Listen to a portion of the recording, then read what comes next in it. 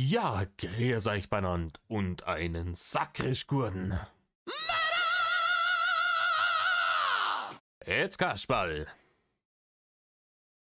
Leute, es ist passiert. Es ist soweit. YouTube hat mich Etzertler ins Partnerprogramm aufgenommen. Wie gesagt, ich habe über das Thema schon ein bisschen gesprochen gehabt. Bin mir sicher, dass es einigen Leuten nicht so gut gefällt. Ich schaue, dass ich, wenn ich die Videos einrichte, dass ich bei YouTube automatisch alle 3 Minuten irgendeinen Werbeblock reinballert und das ist zu viel. Ne? Also ich schaue, dass ich das in moderaten Abständen da rein hau. Wenn es euch überhaupt nicht bockt, Leute, haut einen Adblocker rein. Wenn ihr ja YouTube Premium habt, auch gut. Ne? Wie gesagt, wenn es bloß ein paar Barren sind, ich nehme sie mit. Ne? Ich nehme sie mit, da kann ich Katzenfutter von kaufen. Ich werde vermutlich auch Kanalmitgliedschaften einrichten, aber auch nur was ganz auf unterstem Niveau. Und dafür gibt es dann, keine Ahnung, einmal die Woche Community Post nur für Mitglieder mit süßen Katzenfotos. Ne? Genau. Ihr habt mir zu verstehen gegeben, dieses tolle Video. Ich habe jetzt gesucht bei der Drachenchronik. Ich bin fündig geworden auf Odyssey bei Drachenlord Reupload. Ihr wolltet das Kochvideo, das ist glaube ich von 2013 oder was es ist, ne? Wolltet ihr sehen. Und dann haben wir gedacht, dann schauen wir uns doch das einmal an. Ich sehe aber da drunten, ihr seht das jetzt nicht, weil da mein komischer Rahmen davor ist. Das ganze Ding dauert 1 Stunde und 40 Minuten. 1,37. Braucht man nicht lang drüber reden. Wenn ich das am Stück reacte, wird das hier ein 5-Stunden-Video. Und so viel Zeit habe ich heute auch nicht mitgebracht. Deswegen, ich werde das auf, ich mache mal einen kleinen Notizzettel nebendran. Ne? Und da schreibe ich mir dann auf, wo ich war. Und dann werde ich das auf mehrere Anläufe machen. Aber, sagt, ihr wolltet es sehen, euer Wunsch ist mir Befehl. Das gibt's jetzt nicht. Dementsprechend bleibt mir nicht mehr zum Sagen, außer Hochzeit herer, Sammermehrer, reißt euch eine Häube auf. Und ich hoffe, ihr habt schon gegessen. Oder ihr seid auf Diät. Ja? Also ich habe den ganzen Ding selber noch nicht gesehen. Nur ausschnittsweise. Ich kenne Bilder vom Endergebnis. Wenn es das Video ist, von dem ich glaube, dass es das ist. Und das hat nicht sonderlich appetitlich ausgeschaut. Na, dann gehen wir einer in Rainer. Metal, Leute. Servus und willkommen zum Kochvlog. Ja, Metal. Ganz ehrlich, wie er da noch so beschmitzt geschaut hat. Boah, ich mache jetzt hier mein erstes richtiges eigenes Kochvideo. Vor allem, Leute, er macht ja eigentlich keine Kochvideos, gell? Hat er ja gesagt gehabt. Etc. Wann hat er das vor kurzem, glaube ich, er hat nie Kochvideos gemacht. Bitte sehr. Ne? Die Geschichte ist aus dem November 2013. Also er hat schon relativ früh Kochvideos gemacht. Warum? Meine Theorie, jeder Kasperl auf YouTube hat zu dem Zeitpunkt angefangen, Kochvideos zu machen. Das hat er irgendwo gesehen, hat sie gedacht, ja geil, kann ja, ich habe ja mein ganzes Leben lang Koch gelernt. Das ist sowieso auch, das ist so ein Klassiker. Ja, er hat das ganze Leben lang Koch gelernt und das erzählt er, oder hat er zumindest früher immer erzählt, heutzutage erzählt er das nicht mehr so viel. Aber die Lüge, die geht schon unter bei der ersten Nachfrage. Ja, wie, wo? Ja, von der Mama und von der Oma. Ja, herzlichen Glückwunsch. Du hast also nicht Koch gelernt. Hast du von, ne, hast du auch abgeschlossene Ausbildung zum Koch? Nein, dann Schnauze halten. Heute mal was Besonderes. Äh, Wie ich ja schon angekündigt habe, wird das heute, wenn ich es heute noch schaffe, jetzt ist es mittlerweile schon dunkel, weil ich musste jetzt wieder 2 Stunden warten. Die Kamera spinnt momentan. Übrigens ist es jetzt dunkel, weil er musste warten. Man merkt, es ist großartig ausgeleuchtet, aber ich glaube, damals war die Küche noch nicht so eine Ruine. Da hat man da tatsächlich vielleicht nur irgendeinen Schlangenfraß zusammenpunchen können. Aber meine Kamera spinnt momentan. Weil in meinem Dorf wird. Mit dem Autofokus. Ja, großes Kino. Ja, auch das hängt wahrscheinlich mit der Belichtung zusammen. Ne? Das Bild ist halt unterbelichtet. Was sonst nur so alles unterbelichtet ist, stellen wir auf Zeiten. Aber das Bild ist auf jeden Fall unterbelichtet und die Kamera, wissen wir ja, ist jetzt nicht die beste gewesen. Die wird dann da den Fokus nicht mehr gefunden haben. Vor allem, weil die Farben, das ist alles Brauntöne. Es sind bis aufs T-Shirt, das ist schwarz, der Rest ist alles Haare, Fresse, Holzdecke, die beige Wand. Ne? Ja, keine Ahnung. Da denkt sich die Kamera auch, ist das jetzt ein Mensch oder ein Picasso, was ich da zum Filmen habe und wo könnte der Fokus hin?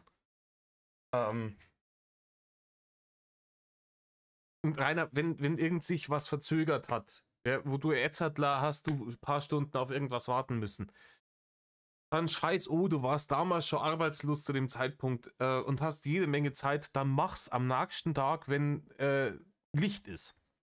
Ne? Warte drauf, dass Licht ist, dann funktioniert der Fokus auch und dann senkt die Leute auch, was du da tust. Allerdings, ich glaube, was von dem, was ich gesehen habe, von dem Video, ist es irrelevant, weil er filmt nicht das, was er da tut, sondern er filmt eigentlich nur sich, während er das tut. So ungefähr aus dem, also man sieht eigentlich praktisch immer bloß sein Schwelles. Was geil ist für ein Kochvideo, weil eigentlich willst du ja, ihr kennt es alle, ja, keine Ahnung, wie sie alle heißen, die ganzen Kasperl, Le Floyd und wenn diese Leute Kochvideos machen, das ist aufgebaut wie so eine alte Kochshow aus den 90er Jahre. Ne? Die haben dann einen Tresen und gegenüber von ihnen, jenseits des Tresens, steht die Kamera und dann haben sie meistens nur eine oben. Und dann können sie hin und her schalten zwischen der, die praktisch das komplette Geschehen aufnimmt, wie der Mensch dann da praktisch hinter dem Tresen steht und seine Sachen schnippelt. Und bei bestimmten Sachen können sie von oben die Kamera von oben drauf machen, wo du dann genauer siehst, was los ist. Ne? Du kannst aber natürlich auch einfach diesen komischen HD-Camcorder, den er sich da damals gekauft hat, irgendwo auf irgendein hingepfuschtes Stativ hinstellen, in der dunklen Küche, ohne Belichtung und ohne nix. Uradigams Qualitätscontent. Wir werden jetzt momentan an die Dinge angeschlossen, an die, an das Netzwerk vom Kanal her und dadurch müssen wir jetzt momentan, haben wir ab und zu mal Wasserabschaltungen und Stromabschaltungen. Strom wurde nicht abgeschalten, aber das Wasser wurde abgeschalten und Kochen ohne Wasser, das brauche ich einfach nicht machen. Ja, ist ein Schmarrenreiner. Aber wie gesagt, dann wart halt auf den nächsten Tag. Ja, warum muss das jetzt genau an dem Tag sein, wo sie das Wasser abdrehen für ein paar Stunden? Dieses Video. Weil er sich das eingeholt hat. Ja? Im Übrigen, ich finde damals 2013, wenn man jetzt den Reini hier vergleicht mit dem Reini von heute, und auch die Schanze von damals mit der Schanze von kurz vorm Abriss, was in der Szene immer gern als Raubbau bezeichnet wird. Ne? Am eigenen Körper und an der Schanze. Weil damals hat er noch, ja klar, hat er ein bisschen zu viel auf die Rippen gehabt und die Haare hat er sie nicht wirklich kampelt, was vielleicht schlau gewesen wäre, dann hätte er sie nicht abschneiden müssen, weil es bloß ein filziges Vogelnest war. Aber ich muss mal sagen, so, mach hier noch. Ne, inzwischen sind 3-4 Mal so viele Kinder zugekommen und Ihr kennt es ja, ne? Er steht hier. Das Video dauert über 1,5 Stunden und er steht. Ihr wisst heutzutage, wenn man irgendwo antrifft am Bahnhof, der kann auf einem Fleck keine 5 Minuten stehen. Ne? Dann bricht er zusammen. Und keine Ahnung, der Bart ist halbwegs irgendwie hinrasiert, sodass wir ne, halbwegs nach was ausschaut. Das war also damals im Vergleich zu heute in den 11 Jahren, seitdem das, oder ja, 10,5 Jahre, seitdem dieses Video entstanden ist, fürchterliche Zustände. Ich meine, sagen wir nicht, wenn du Fotos von mir siehst, von vor 11 Jahren, das schaut auch komplett anders aus wie heute. Aber ich habe halt ein bisschen zugenommen, weil man im Alter halt ein bisschen zunimmt und na, aber ich weiter im Text. Noch schnell mal Brettchen sauber. Rainer, Bredel sauber machen, Messer sauber machen, alles herrichten, was man braucht, vorher machen. Rainer, vorher. Du brauchst nicht zum Utensilien putzen und abspülen anfangen, wenn das Video schon läuft. Das interessiert keinen Menschen, weil abspülen kann ich daheim allein auch nur. Muss ich. Ne? Regelmäßig. Und ich habe keinen Bock drauf. Aber es muss halt gemacht werden. Aber wenn jetzt ich irgendjemandem irgendwas zeige zum Kochen, dann habe ich das vorher erledigt. Ja, vor allem, wenn ich ein Video für YouTube mache, heute koche ich euch was, dann stehen da die Zutaten, dann steht alles bereit, was ihr braucht, an Utensilien, Messer, Pfanne, Töpfe, was weiß ich. Und dann kann es losgehen. Im Idealfall hast du den Großteil von den Zutaten schon geschnitten. Dass du praktisch bloß noch an einem kleinen Beispiel sagen musst, hey, im Übrigen, Zwiebeln schneiden, berühmtes Beispiel, das wird immer wieder gezeigt, wie man das macht, dass man die gewürfelt hat. Ja, sagen wir mal, ich habe jetzt irgendwie erkennen 2 Zwiebeln rein, dann habe ich halt da nur eine halbe Zwiebel über, wo ich das sei da einschneiden und dann zack, zack, zack, zack, zack, auf die Finger aufpassen etc. Aber den Rest im Idealfall alles schon vorbereitet haben und dann kannst du sagen, okay, zuerst die Zutat, dann machen wir das damit, hier braten wir an, da löschen wir ab. Fluppi fluppi. Ja? Aber wenn das Geschirr nur dreckert ist, die Pfannen und deine Schnittbrettel nur dreckert sind, dann ist die Zeit für auf Aufnahme drücken noch nicht gekommen, Rainer. Wohlgemerkt ein Brettchen. Schön groß. Ja, das ist so mein... Rainer hat das größte, das besonderste Schneidebrett überhaupt von alle. Ein richtiges Monster. Mein Standard-Kochbrettchen, also mein Standard-Kochbrett. Ja, das ist wirklich groß, also damit kann man super kochen. Und ja, damit kocht man, damit schneidet man. Ich sehe gerade im Übrigen die Ausschläge bei seiner Geschichte oben. Audioausschläge sind sehr variabel. Also manchmal sehr laut, manchmal sehr leise, aber ihr kennt es, übliche Soundqualitätsdesaster, ne? Bei unserem Vollprofi. Und deswegen brauche ich das. Deswegen, So, ich habe mir nicht genau überlegt, wie ich das mache. das ist schon der zweite Fehler. Also offensichtlich hast du es dir nicht überlegt, sonst sollst du jetzt das scheiß Bredel nicht abputzen. Sonst wäre es schon sauber. Aber das ist halt auch damals wie heute eine Grundproblematik, dass du dir nicht vorher überlegt hast, was mache ich da eigentlich? Ich meine, ich hätte jetzt zum Beispiel, bevor ich hier auf Aufnahme geklickt habe, ne, hätte ich mal nichts scheißen können. Ah, mach mal Aufnahme, das kommt dann schon. Ja, Aufnahme starten, so, ja, was machen wir denn heute? Überlegen, auf was wollten wir nochmal reagieren? Was haben die Leute gesagt in die Kommentare, was sie sehen wollen? Ach ja, Kochvideo. Ja, dann schauen wir doch mal, wo es das gibt. Dann suchen wir mal ein bisschen und währenddessen läuft die ganze Aufnahme schon. Das ist doch ein Schmarren, Rainer. Das ist doch ein Schmarren. Vorbereitung vorher und wenn alles ready ist, Aufnahme, Action. Weil ja das Problem ist, wenn ich Kochvlogs mache, bräuchte ich immer eine perfekte Position für die Kamera. Richtig, und die hast du nicht. Du bräuchtest eine perfekte Position für die Kamera. Und es gibt genügend Möglichkeiten, Stative, die du irgendwie an die Decke hängen kannst. Da fällt da sicher was ein, da, keine Ahnung, schießt dir da Kabel durch irgendeine Wand, über der Kochfläche, hängst das dran, baumelt dann schön. Irgend sowas. Weiß ich nicht. Ne? Aber möglich wär's. Ne? Also die Position für die Kamera ist es schon mal nicht. Ja? Weil die filmt ins dunkle Eck oben hier und im Endeffekt nur dein Schwelles.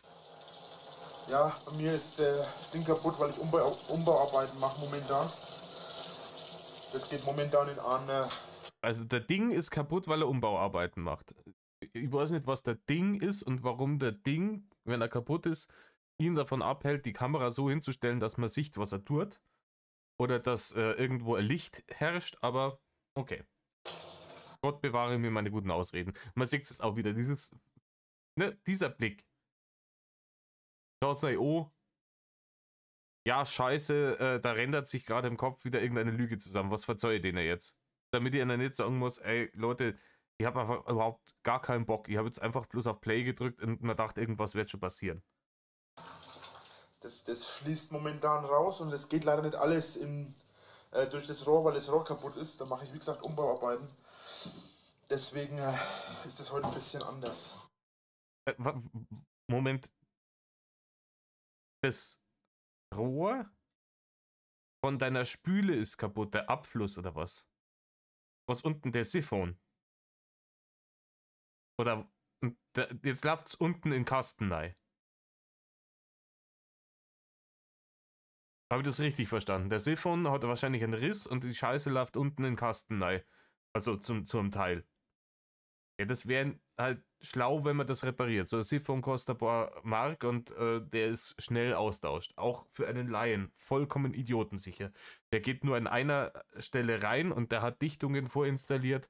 Alter Siphon raus, neuer Siphon rein, Arbeit von 5 Minuten. Hurra, die Gams, weiter geht's. Und ihr lauft die Siffe nicht unten in den Küchenkasten rein, bis er davon schimmelt. So. Aber keine Ahnung, ich glaube, ein paar Jahre später, ich mein, Rainer hat nie irgend sowas Gesundes wie Schwammerl gegessen, ne? Aber hätte er was mit Schwammerl machen wollen, irgendwo im Haus hätte er auch gefunden. Wahrscheinlich unterm Küchenkasten, wenn ich mir das Feuchtbiotop vorstelle, was dann da entstanden ist von dem kaputten Siphon. Gut. Das darf ich bis Anfang reichen.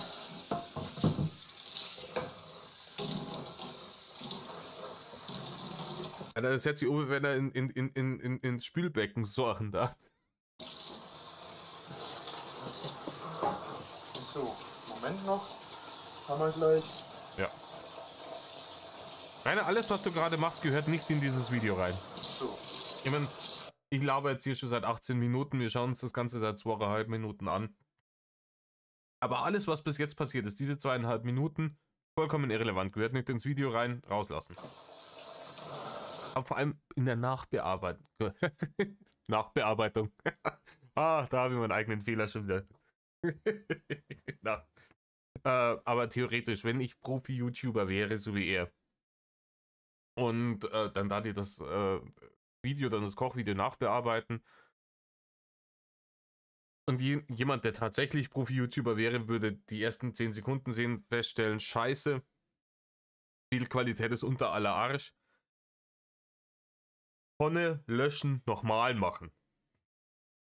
Aber wenigstens, dass man sagt, hey, das Video dauert über 1,5 Stunden und die ersten, ich weiß nicht, wie lange es so dauert, 5 Minuten, 10 Minuten, spüle ich einfach nur ab und erzähl, dass mein Siphon kaputt ist. Das ist irrelevant, das hat in einem Kochvideo nichts verloren, raus damit. Denn mit dreckigem Zeug kann man nicht kochen. Ja, richtig, aber das Zeug sollte auch im Standardzustand sauber sein. Es sollte beim Kochen und kurz nach dem Kochen dreckert sein. Ich bin Ackerheiliger. Mir passiert es auch, dass ich koche und mir denke, oh, geschissen, ne? Erstens wird jetzt erst einmal gegessen, solange das Essen nur warm ist. Und wenn es dann dich vollgeschlagen hast und die Fressnarkose setzt ein, du hast keinen Bock mehr zum Abspülen, lass es bis zum nächsten Tag stehen und machst es am nächsten Tag in der Früh. Ja? Das passiert mir auch. Aber das glaube ich nicht bei ihm. Ich glaube bei ihm, das Zeug ist da schon länger gestanden. Deswegen muss er jetzt also intensiv schrubben. Das hat sie da wahrscheinlich schon häuslich niedergelassen in der Pfanne. Die Reste vom letzten Mal in Anführungsstrichen kochen. Wo ist denn mein... Ach, da hinten.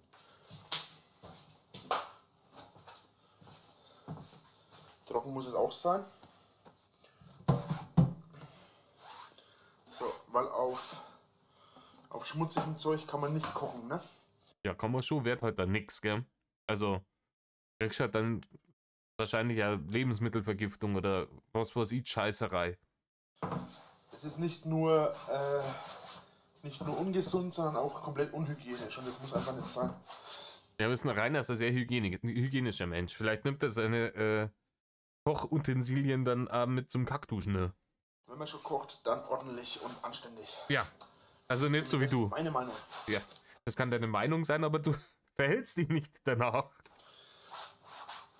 Und obwohl ich momentan durch sehr viel Zeitmangel ziemlich viel andere Sachen heute mache zurzeit. Ja. Ja, wir kennen es, ne? Der wirklich eng geschnürte Terminplan eines Arbeitslosen. Nie Zeit. Ja, also zwischen Selat und Ezio. Also was man sich da nur aus den Rippen schneidet. Das Kackduschen jedes Mal dauert ja auch immer wieder lang. Und ist fürchterlich. Diese Leute haben einfach keine Zeit. Ne? Den ganzen Tag daheim sitzen, aber ihr unterschätzt es immer. Das ist harte Arbeit. Gut aus. Moment, da ich zurzeit sehr viele andere Sachen mache, ist das ein bisschen, ja, es wird heute ein bisschen anders gemacht, wie sonst.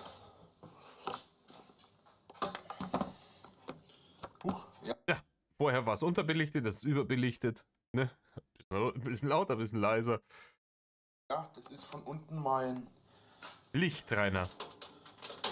Ja, genau, mach jetzt machst du das Licht am Dunstabzug aus, dann siehst du nimmer, was du kochst. Und das ist auch wieder super Belichtung. Gegen die Lampen hinten dort. Geil. Das ist mein von unten gemachtes. Ja, das müsst ihr jetzt leider ein bisschen ertragen. Nein, Rainer, müssen wir nicht. Also müssen wir schon. Aber wenn du professioneller YouTuber sein willst, dann ist es halt nicht so. Dann stellst halt da ein paar Lampen hin, die leuchten auf deine Arbeitsfläche und die Kamera zeigt auf deine Arbeitsfläche. Fertig. Dann hast du da das Problem nicht, dass du von unten nach oben in deine Krisen filmen musst und dass dann automatisch sämtliche Lampen in die Linse Etzertler leuchten. Da ist es jetzt einmal ein bisschen heller, weil das hier ist mein Dunstabzug, Rainer. Jetzt meckert meine Kamera rum. Das ist mein Lüftgerät. Lüftgerät, kann man auch sagen. Dunstabzugshaube, Rainer, was ist das Ding? Dein Lüftgerät. Wir können jetzt auch was so machen. Ja, das ist schon besser. Jetzt sieht man die Decke. Ja, wie gesagt, ich mache da überall Umbauarbeiten zurzeit. Ja, wir wissen, er hat da überall Umbauarbeiten angefangen. Ne? Aber wirklich, wenn es also Auseinanderreißen hat er immer noch ganz gut hingekriegt bei seinen großartigen Renovierungsversuche. Aber wenn es ums irgendwas wieder zusammenbasteln oder irgendwas herrichten oder irgendwas gut machen gegangen ist, war dann zu viel Arbeit, hat man dann stehen lassen. Ja, diese Umbauarbeiten, von denen der da spricht, die waren 2022, wo der Puff abgerissen worden ist, noch nicht beendet. Noch keinen Handgriff mehr wie zu diesem Zeitpunkt. Im Gegenteil, er hat, glaube ich, noch mehrere kaputt gerissen. Das nicht da hinten dann, wo das Rohr dann in der Wand da entlang offen alles. Geh weiter. Deswegen sieht es da auch aus. Jetzt bin ich ein bisschen klein gerade. Obwohl ich 1,65 bin. 1,65. Das ist 1,65. Ein Monster. 1,96 bin. Na, Renner bist du nicht. Was war es? 1,84 oder was sie gesagt haben? Oder war es 1,86? Aber du bist definitiv unter 1,90, Rainer. Diese Lüge von wegen, du bist 1,96 ist Bullshit. Weißt du, wie groß Leute sind, die 1,96 sind? So, kleinen Moment. So. Ja, aber jetzt kann ich nämlich die Kamera nach unten. Ja, da geht es in meinen Gang. So, Ja. Jetzt wäre es fast soweit gewesen. Jetzt hast du es kurz auf der Arbeitsfläche gehabt und die Arbeitsfläche ist durch das Licht in einer Dunstabzugshaube auch gut beleuchtet. Da hättest du es bleiben lassen. Aber nein, der Narzisst ist natürlich nicht zufrieden, wenn man seinen Konterfei nicht im Frame hat. Ich die Kamera so machen. Ja. So, Ja, und den Bollerofen da von vorm Krieg, den hat die halt auch irgendwann einmal rausgeschmissen. Was? was machen wir jetzt zuerst? Abgesehen davon, dass wir mal den Topf auf die Seite stellen. Wieso ist denn die Mikrowelle offen? So. Rainer, weil das dein Hauptkochutensil ist. Rainer, sag mal ehrlich, die Mikrowelle ist wahrscheinlich bei dir das am häufigsten benutzte Gerät nach PC und Prostata-Massagegerät gewesen. Also wie gesagt, das ist ein verdammt großes Brettchen, ne? Das größte. Beste Brett, ne? Und da schauen wir jetzt einmal, wenn wir jetzt den kochen. Jetzt überlege ich, wo ich zuerst anfange. Am Anfang, Rainer. Am Anfang. Und auch das überlegt man sich vorher. Ich glaube, gibt's kocherfahrene Leute, so professionelle Leute unter euch? Wie nennt Mise en place nennt man das, oder? Das Klump vorbereiten vorm Kochen. Das wäre wichtig, Rainer. Wir bräuchten erstmal Schüsseln. Das Problem ist, ich habe keine Schüsseln. Ja, dann kannst du jetzt auch gleich wieder auf Aufnahme beenden drucken, aber wissen tut er nicht. Moment.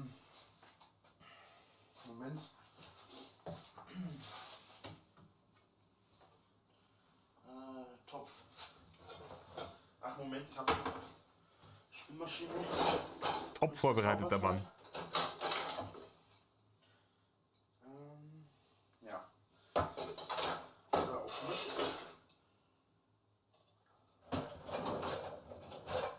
Ja, bei mir ist das Problem, die Spülmaschine ist immer nicht so sauber, wie sie sein soll. Ja, Rainer, einschalten soll schon mal geholfen haben, weil die reinigt sich von innen nämlich relativ gut selber. So, Spülmaschine. Es lagert sie manchmal irgendwas ab. Es gibt so spezielle Spülmaschinenreinigungstabs, die kann man dann zwischendurch einmal in den Spülgang mit reinschmeißen, dass die Spülmaschine selber dann nochmal sauberer wird. Oder du kannst da so Dinger kaufen, die du da hängst. Ne? Aber meine Spülmaschine ist dreckig und deswegen habe ich kein sauberes Geschirr, ist halt keine gültige Ausrede für gar nichts, Rainer. Und im Notfall, wenn die Spülmaschine nicht geht, dann Ärmel hochkrempeln und selber abspülen. Aber es geht ja nicht, weil der Siphon von der Spüle ist kaputt. So, perfekt. Ja. So, haben wir schon mal ein paar Schüsselchen. Dann können wir dann das Zeug rein tun. Zeug. Wir machen jetzt heute ein Kartoffelgulasch. Ja, bin ich gespannt, Rainer. Ein Kartoffelgulasch, da bin ich richtig gespannt. Also, ich halte es nicht in so hohen EQ. Aber im Endeffekt, Kartoffelgulasch ist doch, du machst da Gulasch, nur statt Fleisch hast du halt Kartoffeln drin, oder? Also praktisch eine vegetarische Variante. Oder ist das praktisch ein Gulasch, in dem zusätzlich zum Fleisch nur Kartoffeln reinkommen? Das weiß ich nicht. Ich mache immer normales Gulasch. Wo ist denn meine Schere? Ach doch. Wir machen einen Kartoffelgulasch und dafür müssen wir jetzt erstmal Zwiebel schneiden. Ich habe mich dafür für Metzgerzwiebeln entschieden. Die sind größer. Gibt es entweder einzeln oder gibt es eben auch einzeln oder gibt es eben auch in diesem Netz. Rainer, vollkommen irrelevant. Jeder hat schon mal Zwiebeln gekauft. Jeder weiß, wie Zwiebeln kaufen funktioniert und in welchen Ausführungen es Zwiebeln zu kaufen gibt. Interessiert keinen Menschen. Weiter im Text. Wo dann 2 bis 3 Stück drinnen sind. Es kommt je nach da an, wo ihr einkauft. Ihr könnt, wenn ihr beim Großhandel einkauft, ich weiß ja nicht, wo die meisten von euch einkaufen. Ja, brauchst du eine Gewerbekarte, wenn du zum Großhandel gehen willst. Ne? Aber ich weiß nicht, wie viel Kartoffelgulasch du machen willst. im Großhandel sind es halt auch große Dinger. Da kriegst du, glaube ich, mindestens 5 oder 10 Kilo Säcke mit Zwiebeln, die du da kaufen kannst. Weil das gedacht ist, Großhandel halt für Restaurants oder Catering-Services oder sonst irgendwas. Die halt große Mengen brauchen. Rainer, ich weiß nicht, wann du das letzte Mal Zwiebeln gehabt hast. Wenn ich mir so ein Netz kaufe beim Edeka, wo 4, 5 solche Zwiebeln drin sind, wie du sie jetzt da hast, das hebt einen ganzen Monat bei mir. Wenn ihr bei einem Großhandel oder in einem Großmarkt einkauft, dann gibt es auch ganz große Säcke, ne? Aber in einem Großhandel, da kauft man auch anders ein wie bei uns. So, wir machen jetzt ein Kartoffelgulasch. Das bedeutet, wir brauchen dafür verschiedenste Zutaten. Erst einmal Gewürze. Na, Rainer, nein. Du zäumst das Pferd schon wieder von hinten auf. Es ist wie mit deiner gottverdammten Kommune. Ja? Du planst schon Schlafsäle und wer wo welche DVDs ausleihen kann, bevor du überhaupt weißt, wer für den ganzen Krampf überhaupt zahlt. Nein, beim Kochen fängst du nicht mit den Gewürzen an. Die Gewürze sind am Schluss dran. Die Gewürze sind das Letzte, um das du dir Gedanken machst. Erst einmal, wie gesagt, Mise en place, Vorbereitung. Habe ich meine Kartoffeln in dem Zustand, wo ich sie haben möchte. Gern die kocht, gern die obraten, gern die geschält, gern sie nicht geschält, werden sie frittiert oder im Ofen gemacht oder keine Ahnung, habe ich meine Zwiebeln geschnitten, meine Paprika, was weiß ich. Ja? Und ganz am Schluss wird gewürzt. Das ist, ich bin kein gelernter Koch und sogar ich weiß das. Die sind hier. Also das hier sind so meine Gewürze, die ich so standardmäßig benutze. Die stehen im Normalfall immer hier, weil dann ist immer das Zeug ein bisschen optimal. Hier ist normal. Ja, im Idealfall stehen die Gewürze in der Nähe von da, wo du kochst. Aber das ist halt auch wieder ein Schmarrn, weil du deinen Gewürzen deine komplette Arbeitsfläche zugestellt hast. Rainer schraubt da irgendwo ein Regal an die Wand hier, aber er hat doch so ein Regal da stehen gehabt. Aber da ist wieder jede Menge Krampf drin gestanden. Ihr erinnert euch, dieses windschiefe Regal, was da gestanden ist, so schräg vor dieser alten Tür, die irgendwann einmal zugespackst worden ist. Ne? Da gehören die Gewürze rein. Nah genug, dass man praktisch mit einem kleinen Schritt rechts zur Seite hingreifen kann, aber so, dass sie denn nicht auf der Arbeitsfläche stehen, wo du ja eigentlich schneiden solltest. Weil du hast jetzt nämlich dein Schneidbrett auf deine Herdplatte gelegt. Ja, wenn du jetzt kochen willst, entweder verschmuggelst dir das Schneidbrett oder musst das Schneidbrett auch runternehmen, dann kannst du wieder nicht arbeiten. Krampf, Rainer. Arbeitsfläche zum Arbeiten, Cerankochfläche zum Kochen, Regal zum Gewürze aufbewahren. Normalerweise Öl drinnen. Das ist aber leer momentan. Ja, auffüllen soll ich schon mal geholfen haben, Rainer. Oben aufschrauben, Öl neifüllen, zuschrauben. Ansonsten schmeißt das Ding weg, wenn es das nicht vor. Ganz ehrlich, das ist wie wenn ich. Wie ein Kleinkind. Wenn ich sag, ja, ich habe hier einen Salzstreuer, da sollte eigentlich Salz drin sein, aber im Moment ist da kein Salz drin. Dann nimm mal Salz in die Hand und du hast Nein in den Salzstreuer. Hier nimm mal Öl in die Hand und du hast Nein in die Ölflasche. Oder schmeiß sie weg und stell einfache Ölflaschen dahin. Wie jeder normale andere Mensch auch. Weil ich kein Öl habe. Rainer, du willst Kartoffelgulasch kochen und du hast kein Öl im Haus. Auch hier Aufnahme beenden. Ab die Post. Öl kaufen. Wann anders das Video machen. Oh, schau mal, Wacken-Ticket. Kann man das lesen? Ich habe schon mal Öl, aber ich hatte schon mal Öl. Ich weiß nicht, von welchem Jahr das ist. Warte mal. Ein Öl habe. Welchem Jahr war denn das? War das 2000? Ah, das ist nur nicht, dann muss das 2014 gewesen sein? Oder ist das ein altes Ticket? Bei 2014 war ich, glaube ich, nicht auf dem Wacken. Nein, 2015 war ich das letzte Mal auf dem Wacken. Ja. Ich finde das lustig. Ich glaube, ich war auf einigen Wacken, auf denen er auch war. Also, ich war 2006, 2009, 2010, 2011, 2012, 2013. 2014 war ich nicht und 2015 war ich wieder und seitdem war ich nicht mehr. Also schon 9 Jahre her, dass ich das letzte Mal auf dem Wacken war. Ich kann euch Rockharz empfehlen. Ne? Ist immer Anfang Juli, beste Festival. Egal, weiterentdeckt. Also, wie viel gelbe Rüben hat denn der? Ich hätte gedacht, du wirst da Kartoffelgulasch machen. Du hast da 2 Kilo gelbe Rüben liegen. Was ist da los? So, ich habe schon ein Öl, aber das ist momentan nicht umgefüllt. Deswegen, ja. Ein bisschen Kresse und hier oben haben wir noch ein bisschen Basilikum. Oder? Ziemlich eindeutig Basilikum. Oregano. Nein, das ist kein Oregano, Digga, das ist Basilikum. Müsste das jetzt, glaube ich, sein. Jetzt bin ich mir jetzt sicher. Moment. Steht nichts drauf. Das müsste Oregano sein. Nein, das ist Basilikum, Ja, habe ich Rainer. erst heute gekauft, deswegen wusste ich es jetzt nicht. Und Rainer, wenn du es heute gekauft hast, müsstest du es wissen. Wenn du heute, ein paar Stunden bevor du das aufgenommen hast, beim Zwingel drinnen gestanden bist und das gekauft hast, dann müsstest du wissen, dass das Basilikum ist. halt ein bisschen, ich hab den Namen vergessen. Ihr merkt, ich bin heute ein bisschen unvorbereitet. Ja, Aveng. Das ist was, Petersilie oder was ist das? Ja, da steht noch der Preis dran. Das ist ein ziemlich altes Ding jetzt schon. Hier steht normalerweise eine Schere drin, dann kann man das Zeug schneiden. Dafür ist es eigentlich gedacht. Ja. Und? Warum wird es so nicht genutzt, wie es eigentlich gedacht wurde? Zu viel Arbeit. Da Schere reinstecken. Ihr unterschätzt das. Ja, jetzt ist die Kamera schief. Ich muss mir mal ein neues, Stativ kaufen. Ja. Das Stativ Mach das und dann nimmst das Kochvideo dann auf, wenn du es hast. ist nicht mehr das Beste, habe ich so das Gefühl. Ja. So. Gut, also. Heute kochen wir Dunstabzugshaube, weil das, also entweder Dunstabzugshaube oder Schwellschädel. Weil das sind die einzigen 2 Sachen, die ich da gerade sehe. Wir brauchen eine Zwiebel. Und ganz wichtig, wenn wir Zwiebeln schneiden wollen, brauchen wir selbstverständlich ein Messer. Du brauchst ein scharfes Messer. So, Messer ist da. Es gibt nichts Schlimmeres als ein stumpfes Messer beim Kochen.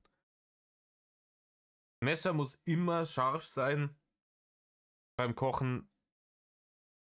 Ganz ehrlich, wer einmal mit einem stumpfen Messer, es ist AIDS. Es ist AIDS. Ich bezweifle, dass seine Messer scharf sind. Im Leben nicht. Und wenn er sie versuchen würde zu schärfen, würde er sie wahrscheinlich noch stumpfer schleifen. Wir müssen auch Kartoffeln kochen. Und das werden wir jetzt zuerst machen, denn das dauert am längsten. Ja, aber wenn ich Kartoffelgulasch mache, dann muss ich doch die Kartoffeln nicht vorkochen. Weil die köcheln dann doch im Saft, oder? Also das. Oder? Also, wie gesagt, ich bin kein Kochprofi. Aber wenn man mir jetzt sagen würde, mache Kartoffelgulasch, dann würde ich das so angehen wie bei einem normalen Gulasch, nur dass ich statt Fleisch Kartoffeln nehme, dann schäle ich die Kartoffeln, schneide sie in Würfel, brate die im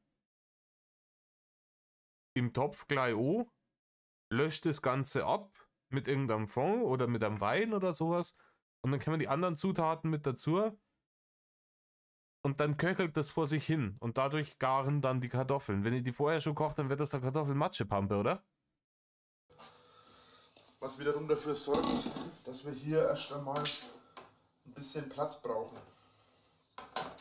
Ja, jetzt wäre es schön gewesen, wenn es der ganze Arbeitsfläche nicht mit Gewürze zugestellt hättest, Rainer. Aufgrund dieser Tatsache, weil ich normalerweise hier drauf schneide, also auf der Schneidfläche oder eben hier auf dem Ofen, habe ich das Problem, weil der Ofen heute an ist. Man hört ihn ja. Vielleicht. Nein, Rainer, man hört ihn nicht. Vielleicht. Weil ich normalerweise auf dem Ofen schneide, habe ich das Problem, dass ich jetzt hier ein bisschen Platz machen muss. Es ist immer wichtig, dass ihr einen Platz habt, wo ihr schneiden könnt. Ja, das wäre zum Beispiel die Arbeitsfläche, die ist zu deiner Rechten. Direkt rechts neben der Ceran-Kochfläche. Das ist die Arbeitsfläche, die steht aber mit Bullshit voll. Ich könnte auch da drüben schneiden. Mhm. Das wäre vielleicht auch gar nicht so schlecht. Machen wir sogar. Machen wir es auch so. Ja, ist super. Die Arbeitsfläche, die hast du vorher gezeigt, wo die ganzen Gewürze stehen, die ist relativ gut ausgeleuchtet. Wenn du jetzt die Kamera so oben dahin stellst, dass sie da drauf leuchtet, dann kannst du da arbeiten. Nein, du gehst ans andere Ende vom Raum. Gut hast du das gemacht. Keine Sorge, die Kamera werde ich gleich holen. Ja. Ja. Auch das kann man rausschneiden eigentlich. Warum liegt hier ein Bilderalbum auf dem Ding rum? Warum liegt da eine Wurst? Alter, wenn der da eine Wurst reinmacht, dann bin ich raus aus der Nummer. So. Der macht überall Wurst rein. Der hat in diesen scheiß Tomate-Mozzarella-Salat Ende 2021, das war eins von den ersten Videos, was ich behandelt habe. Hat er gesagt, ja, kann man Fleischwurst reinschneiden. Macht er zwar jetzt nicht, hat er danach Squeeze gemacht. Ja, 100%ig ist die da noch reingerendert worden. Einen guten Tomaten-Mozzarella-Salat. Der haut überall einfach Wurst. Einfach diese 0815 Retorten-Fleischwurst. Überall rein. Gut, so, holen wir mal die Kamera. Beziehungsweise stellen die Kamera mal kurz hier unten ab. Ist richtig gut. Ich stelle die Kamera mit dem Stativ auf die Herdplatten. Geile Idee. So. So. Jetzt werdet ihr mich nur noch halb sehen, aber das ist nicht so schlimm. Nein, es wäre besser, wenn ihr überhaupt nicht sehen müsstet in dem ganzen Ding. Das ist ein Kochvideo. So. So. Gut, als allererstes einmal holen wir Wasser. Alter, diese Oma-Töpfe. Das ist auch... Ganz ehrlich, die Dinger sind so alt. Die hat man uns als Kinder damals zum Spielen geben, weil sie aussortiert worden sind, weil man gesagt hat, in dem Glum kann man nichts mehr anfangen. Ja?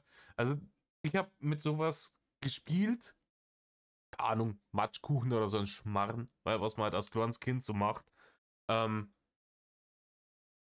Weil meine Oma damals schon die Scheiße aussortiert hat und das ist lange her. Im Hause Winkler wird die Scheiße noch benutzt. Ah ja, da hinten siehst du es. Die Rohre, ja, die Spülmaschine. Ach komm, geh mir weiter. Wir brauchen jetzt Wasser ja für die Kartoffeln. Das stellen wir dann hin, dann kann man da schon mal die Kartoffeln reintun und kochen.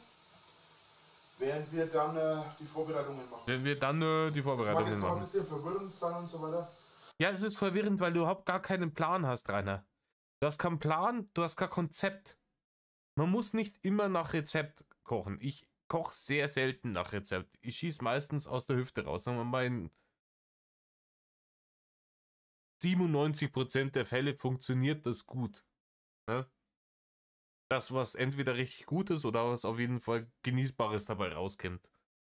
Ganz selten, früher häufiger als heute, ist es dann einmal so, dass das Ergebnis tatsächlich dann unter stetigem Rühren in die Toilettenschüssel wandert und der Pizzadienst angerufen wird. Aber in den allermeisten Fällen kriege ich das hin. Ein bisschen grobes Verständnis davon, was mit was harmoniert und wie viel ich von was braucht, damit ein guter Geschmack rauskommt. Not fucking rocket science. Oder ein bisschen, nicht unbedingt, aber ein bisschen. Rainer, du stehst da, ganz ehrlich, was ist das? Da steht er dann da mit seiner Hand in der Hosentasche, keine Ahnung, wie wenn er gerade zum Rektor zitiert worden wäre, weil er gerade schon wieder irgendjemandem die Rübe auf die Tischplatten zimmert hat. Mit der Hand in der Hosentasche füllt er da, Alter. Das ist doch scheiße, Rainer. Erstmal ganz ehrlich, das ist doch nix. Blöd erklärt vielleicht von mir. Ich könnte ja mal Let's Koch machen. Ist auch lustig. Ja. Anstatt Let's Plays. Das machst du doch gerade, oder? Hierfür noch gesagt, ihr könnt gerne mal... Oder wie das Poster da hinten. Ich bin gerade ein bisschen abgelenkt, dieses Poster, weil ich kenne das, weil es hat damals irgendwie... Ja, Ende der 90er, Anfang der 2000er, ich glaube, das hat es beim EMP für 5 Euro oder sowas gegeben. Also das haben sie oder für 4 Euro irgendwas, das haben sie nachgeschmissen, dieses Poster. Das heißt, ich kenne so viele Leute, die das gehabt haben. Aber ich kenne niemanden, der es mit Panzertape an die Wand geklebt hat.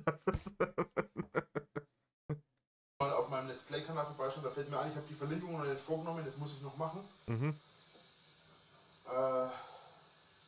So, das müsste ja schon reichen an Wasser. So, ihr seht, das ist ein ziemlich großer Topf. Ja. Da passt er zum Schneidbrett und zum Ranger und so. Moment. Ich hasse es, wenn die das Wasser abstellen. Im Aukitel. Rainer, was ist jetzt los? Jetzt hast du den Topf mit Wasser voll gemacht, jetzt schützt ihn wieder aus. Und zirkt da doch ein T-Shirt, oder ist der Bastard? Das ist doch wirklich... Oder zirkt die Hosen ein bisschen weiter auf, das ist doch nicht schön. Aber da hat er noch normale Hose gehabt. Wenn gehabt. Abstellen habe ich das Problem, dass das Wasser immer ein bisschen trüb ist. Ja, jetzt passt. Was dafür sorgt, wenn das Wasser trüb ist, ist das natürlich nicht so gesund. Na, ist nicht schön, aber ich glaube, das lässt sich auch nicht mehr verhindern, weil ich glaube nicht, dass die Wasserleitungen in der Schanze, ne, die sind wahrscheinlich so alt und so gammelig, dass scheißegal, wer da wo irgendwann das Wasser, es ist, kommt da immer reidig raus. Ja.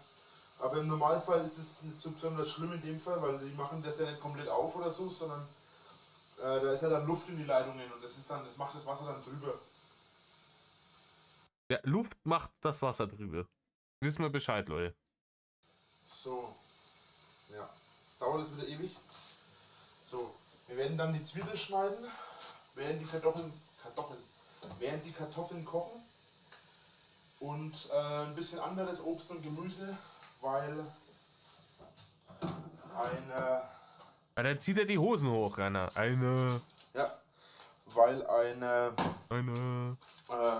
Wie heißt's? Ja, Ding. Zeug. Ja, das ist immer noch so trüb. Naja, das ist bloß ein bisschen Luft im Wasser. Nein, Rainer, es ist nicht ein bisschen Luft, es ist halt Dreck. Aus den alten dreckigen Leitungen. Und wenn wenn das Wasser mal abgedreht worden ist, dann kann das gut sein, dass sich da so ein bisschen Dreck löst. Und dann kommt der halt raus. Nee, Moment. Falscher Knopf. Hinten. So. Alter, wie es ihm wurscht ist, gell? Den ersten Topf hat er noch weggeschüttet, weil es trüb war. Und anstatt, dass es dann laufen lässt, bis es nimmer trüb ist, Alter, scheiß oh, ne? Dann koche ich halt mit dem reidigen Rostwasser, was da rauskommt. Wurscht. Ja? Scheißerei hat er eh schon gehabt. Da hat nichts mit zu befürchten. Dann schaut es euch an. Die Spülmaschine randvoll, oben drüber Töpfe, Pfannen, Klump, stapelt sie bis unter das Dach rein.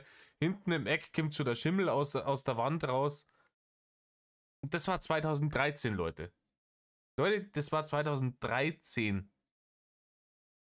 Der hat danach noch über 8 Jahre in diesem Gemäuer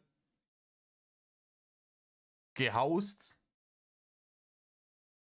Und ihr wisst alle, wie es ausschaut hat, kurz bevor es abgerissen worden ist.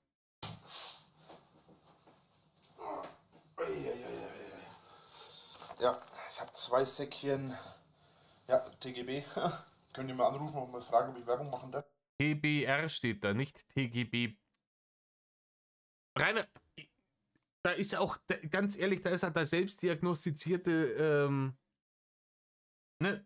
Lese-Rechtschreibschwäche keine Ausrede mehr. Es sind 3 Buchstaben, riesengroß gedruckt. TBR. Das ist die ehemalige Firma von meinem Vater. Also nicht, da ist nicht mein Vater der Chef davon gewesen, sondern er hat da gearbeitet. So. Ihr fragt euch jetzt wahrscheinlich, warum mache ich jetzt gleich so viele Kartoffeln?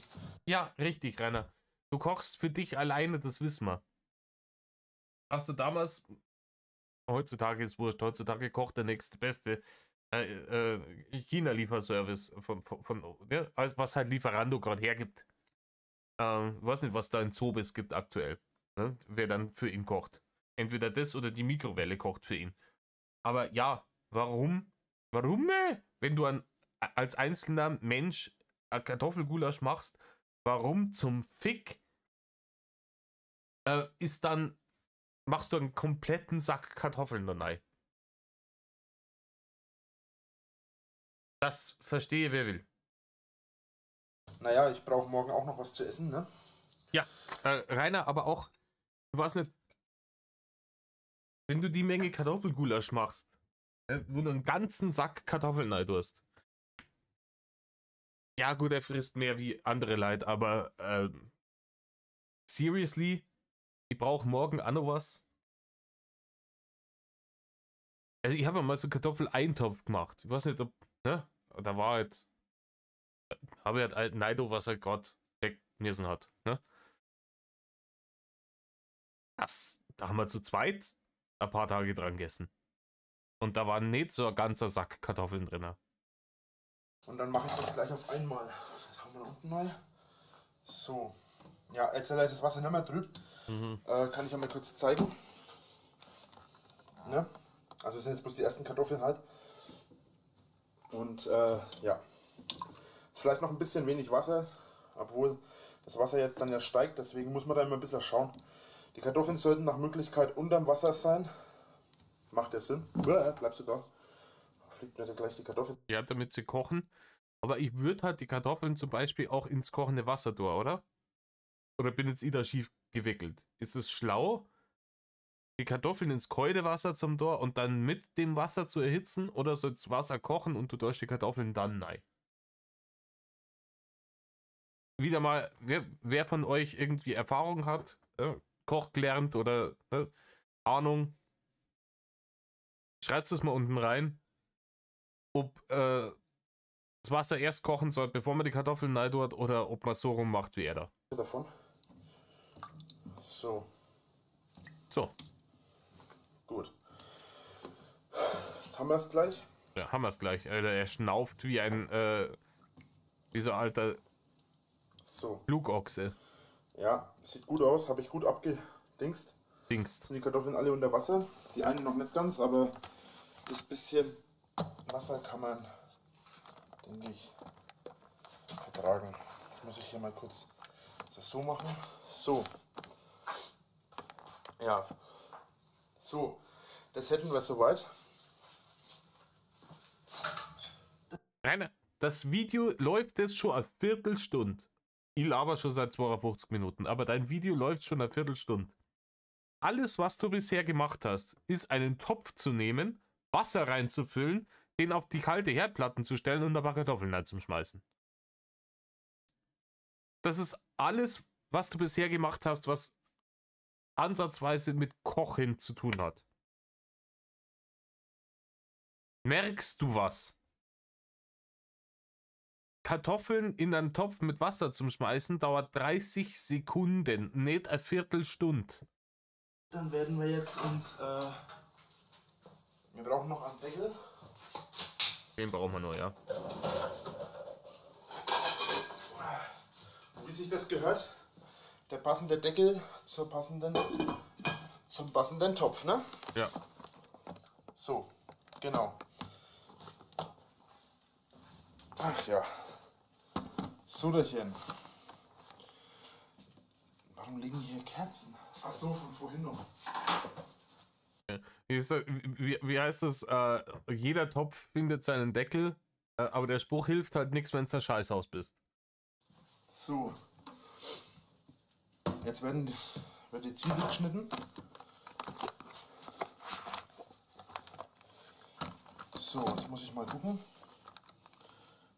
Ja. Geil, ja. Super. Sieht man hier meine Wampe. Cojones.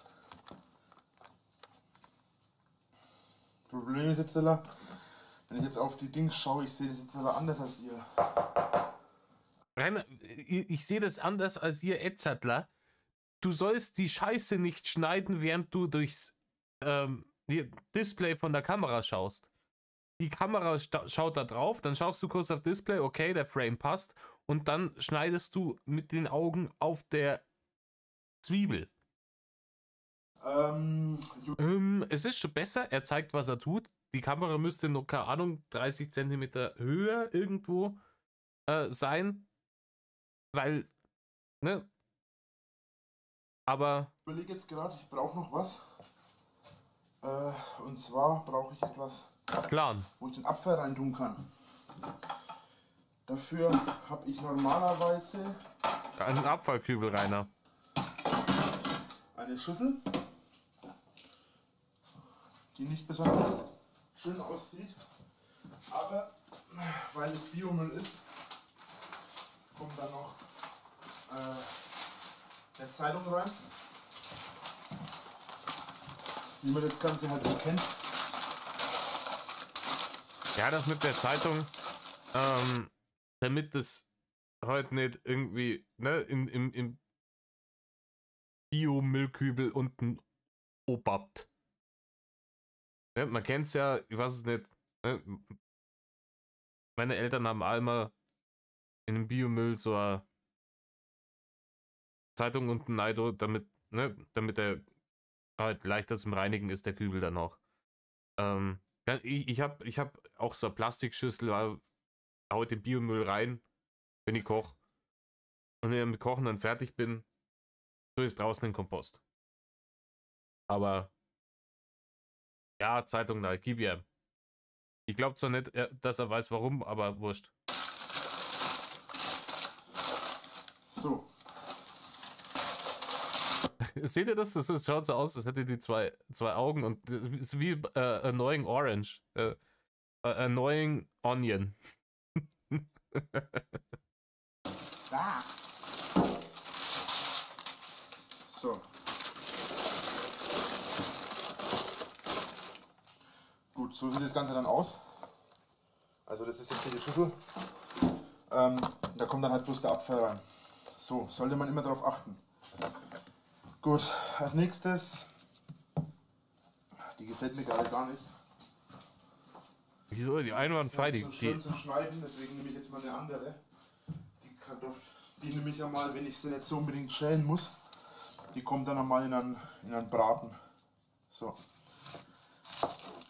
Gut, so schneiden wir hast ja erstmal das an.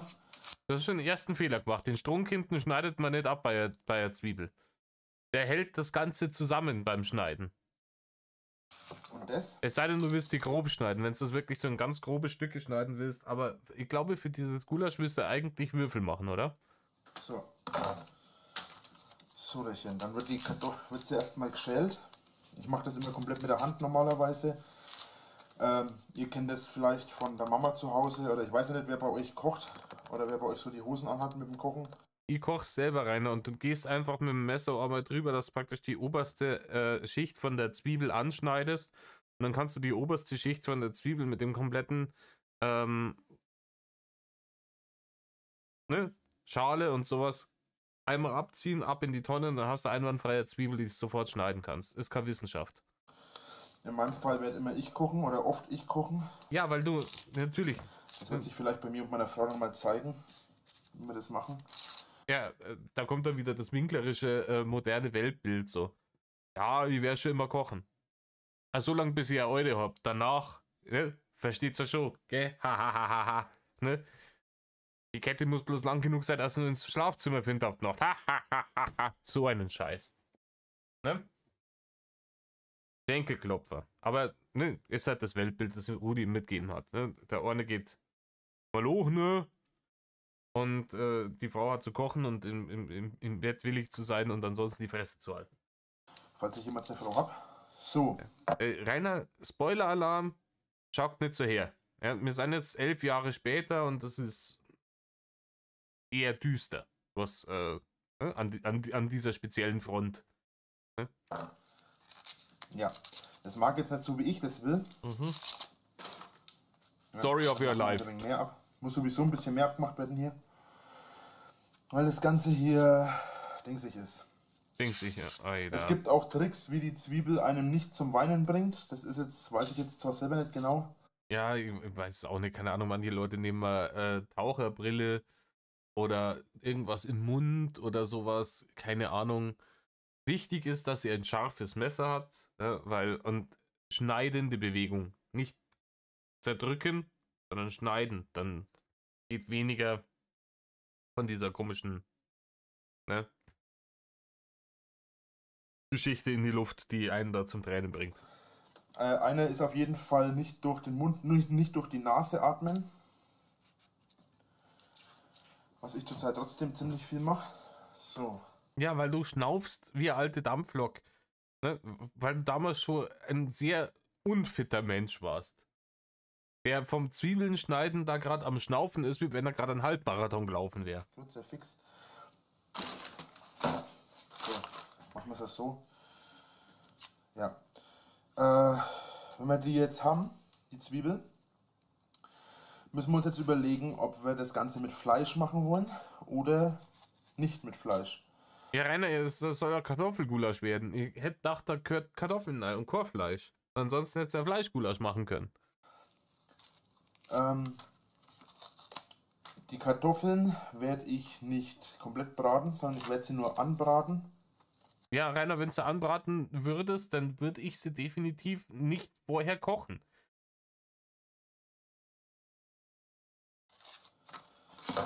Und jetzt fängt der blöde Wasserfall an. Das ist uncool. So. Kennt ihr ja vom Zwiebelschneiden zu Hause auch, oder? So. Na, der mag nicht abgehen. Boah, Alter, wie kann man sich so anstellen beim Zwiebeln schälen? So. Keine Ahnung. Rainer, wenn das schon der Endgegner ist. Wenn das schon der Endgegner ist, wenn du es nicht auf die Kette kriegst, die scheiß Zwiebel zu schälen, dann wäre vielleicht Kochvideos machen nicht so wirklich die beste Idee für die, oder? Also wenn es da dran schon hapert. Der Nachteil an der Sache ist, wenn man diesen blöden Wasserfall dann hat, das machen wir auch noch ab. Diesen blöden, also wenn man Tränen in den Augen dann hat, da ist das Ganze nicht ganz so cool. Ne, sag bloß. So, und schon ist das Blättchen wieder sauber. Jetzt werden wir die Zwiebel mal halbieren und stellen fest, dass die Zwiebel nicht ganz so gesund mehr ist. Das ist eigentlich nicht so schön, aber das kann man rausschneiden. So, da schneiden wir das hier mal komplett weg. So, dann schaut die Zwiebel auch wieder sauber aus und ordentlich, so wie sich das gehört. Ja. So, da die Zwiebel nur zum Anbraten ist, braucht die nicht so super schön fein säuberlich geschnitten sein. Und er zerdrückt die Zwiebel mit dem Messer. Leider, dieses Messer hat eine Schneide.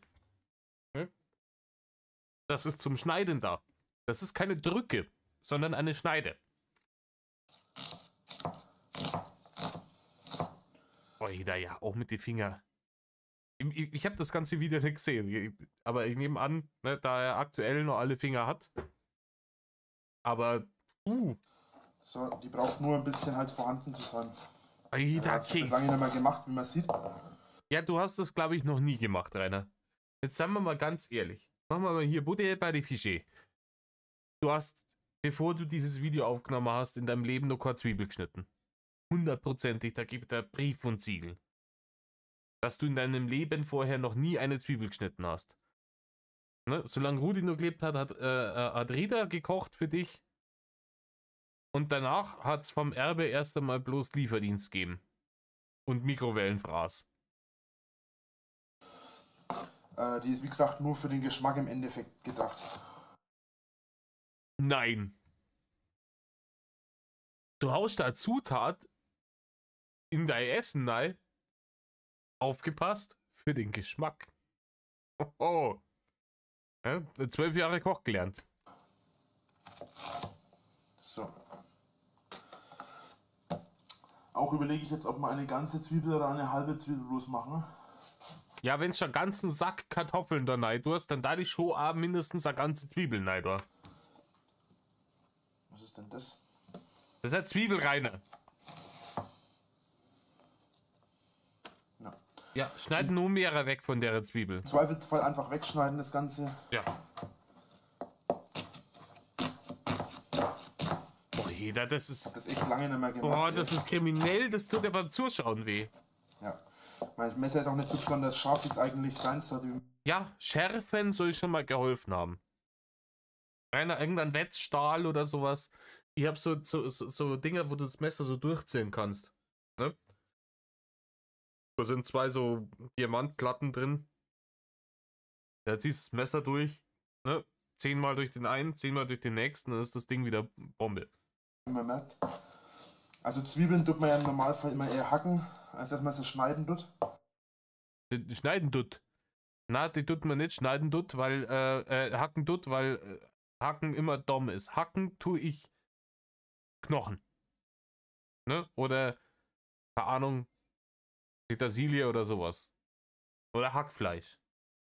Zwiebeln werden geschnitten, Rainer. Ich war davon nie so ein Fan von den Zwiebeln im Allgemeinen. Also ich esse auch keine Zwiebeln normalerweise. Keine. Weil er hat es ja nachbearbeitet. Er hat es nachbearbeitet. Aber Rainer, Zwiebeln sind ein Geschenk Gottes. Zwiebeln machen alles geiler. Weil Zwiebeln beim Kochen so eine leichte, nicht so penetrante Süße entwickeln. Und das ist die Basis für fast alles, was man kochen kann. Ey, wirklich, in den allermeisten Gerichten gehört irgendwas mit Zwiebeln rein. Deswegen ist es so ein essentielles Gemüse, Rainer. Ich mache sie normalerweise auch nirgends rein. Aber. Weil es zu viel Arbeit ist, Rainer. Anscheinend. Ja. Vorhin hat er gesagt, er hat das lange nimmer gemacht. Jetzt sagt uns, er macht eigentlich nie Zwiebeln irgendwo rein. So. So. Ich denke, wir werden eine halbe Zwiebel nehmen. Das müsste reichen. Na, müsste nicht. Wenn du einen ganzen Sack Kartoffeln rein tust, dann reicht der halbe Zwiebelquies nicht aus. Aber muss reichen, weil er jetzt einfach keinen Bock hat, die andere Hälfte auch noch zu schneiden. So viel Mühe gibt man sich, gell? So. Aber ist ja besser so, weil ansonsten landet tatsächlich nur einer von den Wurstfinger mit im Kartoffelgulasch. Dann kann er sich aber die Fleischwurst sparen. Ja? Statt Fleischwurst, Wurst, Finger. Da ist sie. Kleinen Moment. Ich werde mal kurz was. Hilfe. Moment. So. Ich werde mal jetzt kurz was machen. Ich muss mal kurz meine Mutter anrufen. Weil ich sie jetzt fragen muss, ob ich jetzt die Kartoffeln kochen muss oder nicht. Weil ich jetzt gerade im Kopf habe, dass ich die nicht kochen muss. Aber jetzt nicht mehr sicher bin. Weil ich jetzt. Ja, Rainer, ist schon schlauer, die nicht zu kochen, wenn du sie später noch anbraten willst. Das ist meistens so ein Entweder-Oder-Ding. Ja, entweder wird gekocht oder es wird gebraten. An was anderes gedacht habe gerade. Ich frage sie jetzt mal schnell und dann machen wir weiter. Bis gleich. Aber anscheinend hat er damals noch relativ gutes Verhältnis zu seiner Mama gehabt. Aber er fragt sie, bis gleich. Und jetzt ist er doch wieder, hat die Kamera angemacht, während er am Telefonieren ist. Okay, also gut, weiß ich Bescheid. Danke dir. Jo, ciao. Ciao. So Leute. Ciao, Maui. See you later, Alligator. Mir wurde gesagt, ich muss die Kartoffeln gar nicht kochen. Wow. Das ist geil. Haben wir vorher darüber geredet, dass er eine Viertelstunde braucht hat, und das Einzige, was in der Viertelstunde passiert ist, was irgendwas mit Kochen zu tun hatte, war, dass er Wasser in einen Topf getan hat und die Kartoffeln dann rein hat. Und dieser Schritt ist retrospektiv vollkommen nichtig. Also hat die erste Viertelstunde hat einfach gar nichts gemacht. Hätte man rausschneiden können. Mein Fehler. Also stimmt, er hat sein Schneidebrett geputzt, weil wichtig wegen der Hygiene. Tut. Das bedeutet, wir werden die Kartoffeln, das Wasser von den Kartoffeln erst einmal auf die Seite, werden das Ganze jetzt ausschütten, dann werden wir die Kartoffeln schälen und dann nach dem Schälen der Kartoffeln werden wir weitermachen. Ja, aber doch, du hast doch die Herdplatten dann schon gemacht. Das heißt, die sind ja jetzt doch schon teilweise gekocht, oder? Die Kartoffeln. Ah, wurscht. Kartoffeln schälen, würfeln, anbraten, ablöschen. So. Also ich darf es wirklich so machen. Der hat die Kartoffeln, der hat festkochende Kartoffeln immer. Wird die schälen, wird sie würfeln, wird sie im Topf mit Öl anbraten. Die Zwiebeln mit rein dann, wenn die schon ein bisschen angebraten sind. Und wenn sich dann unten so leichter Satz am Topf gebildet hat, das Ganze dann ablöschen. Würde ich wahrscheinlich mit einem Gemüsefond machen oder mit einem Rotwein. Oder mit einem Bier, je nachdem, wonach schmecken soll. Ne? Und dann andere Gemüse da rein. Und die vielleicht nebenher nur, wenn sie vorher noch irgendwie angebraten gehören, irgendwie durch irgendeine Pfanne schicken und das dann da rein. Und dann ein bisschen köcheln lassen, würzen und fertig, oder? Also, dann werde ich jetzt ärgerlicherweise die Kartoffeln schälen. Nach dem Schälen werde ich mich wieder melden. Also, wie man Kartoffeln schält, denke ich, dürfte jeder wissen. Ne? Keiner wie ein Zwiebelschäl, wo sie, das hast du trotzdem gezeigt. Wenn ich die jetzt schälen, dann werde ich mich wieder melden und dann werden wir da weitermachen, wo wir jetzt aufgehört haben. Vielen Dank, bis gleich. So, ich tue jetzt die Kartoffeln schälen. Ich hätte gedacht, nach dem Kartoffeln-Schälen meldest du dich wieder. Das heißt, ne, ich tue jetzt die Kartoffeln schälen. Ich habe mir gedacht, während ich die Kartoffeln schäle, kann ich euch ein bisschen zulabern. Ja. Und falls es nichts wird, kann ich es ja im Endeffekt dann doch rauslassen. So, Bist du raus zum Spielen oder was? Komm, Kartoffelchen. Raus in den Hof. Da ist der Fußboy. Ich muss drinnen jetzt kochen. Lass mal bei Ruhe. keine Sorge, da unten steht was. So, ich werde höchstwahrscheinlich Krachend versagen in dem, was du gerade tust. Spoiler-Alarm.